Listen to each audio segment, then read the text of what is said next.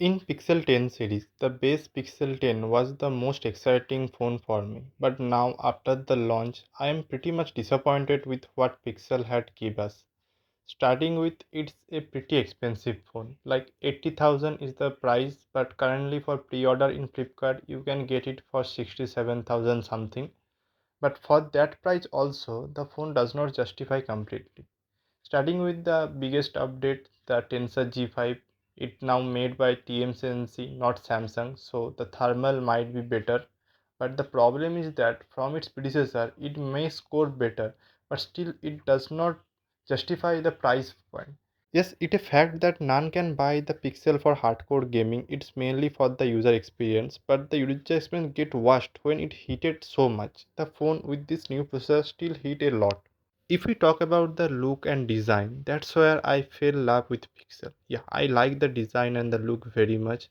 The frame, the design, the camera bump, everything slim perfectly in the in hand feel is awesome. I can't explain. If you have not even used a Pixel before, still you will like it. And if someone using it from the 8 series like me, I'm using the Pixel 8 series, it's a great choice.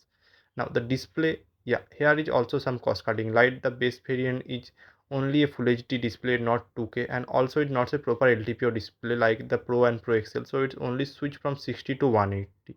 The battery, it's not the greatest. It support wireless G2 charging, but it's only 15 watt wireless and 30 watt wired charging. One thing is good that all the phones have ultrasonic fingerprint sensor.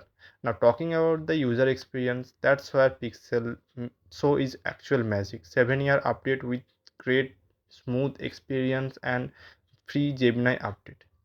Connectivity, yeah, the number and the specs they are huge and lot of things, but everyone know the problem with Pixel network. Even for me who use a Pixel 8, I know how much worse it can go, especially if you like to travel.